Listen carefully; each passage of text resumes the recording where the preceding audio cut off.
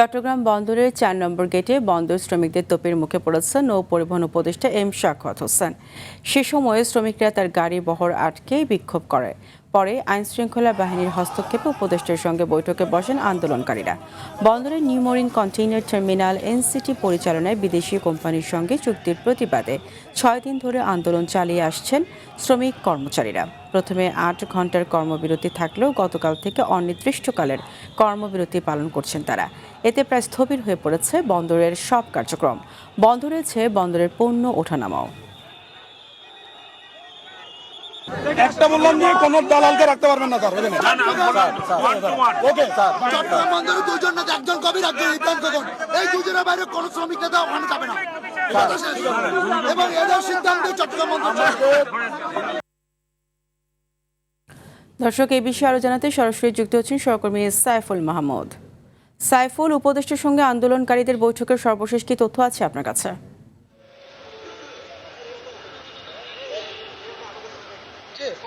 যেমনটি বলেছেন, আমি ঠিক এই মুহূর্তে দাঁড়িয়ে আছি আসলে বন্দর ভবনের সামনে। এই বন্দর ভবনের ভিতরেই কিন্তু নৌ উপদেষ্টার সাথে আন্দোলনকারীদের এবং বন্দর ব্যবহারকারীদের এবং বন্দর ঊর্ধ্বতন কর্মকর্তাদের সাথে কিন্তু বৈঠক চলছেন। বৈঠকের পরে হয়তো সাংবাদিকদের সাথে ব্রিফ করবে, তারপরে আমরা হয়তো বলতে পারবো আসলে কি বিষয়ে সিদ্ধান্ত হয়েছে।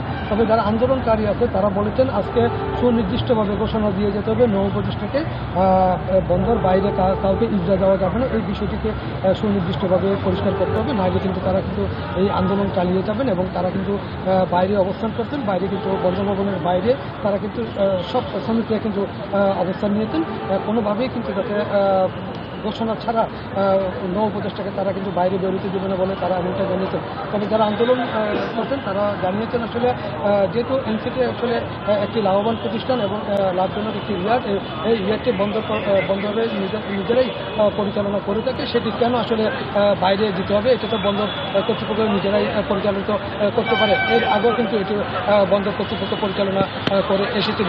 তবে এর আগে যেহেতু ৮ ঘন্টা করে 3 দিন কর্মবিরতি ছিল, গতকাল থেকে আসলে অনির্দিষ্টকালের জন্য ঘোষণা করা হয়েছে এবং গতকাল রাত থেকে বন্দর কর্তৃপক্ষ হঠাৎ করে কিন্তু প্রতিটি গেটে কিন্তু তালা ঝুলিয়ে দিয়েছে যাতে বন্দরের কোনো কর্মচারী ভিতরে প্রবেশ করতে না পারে।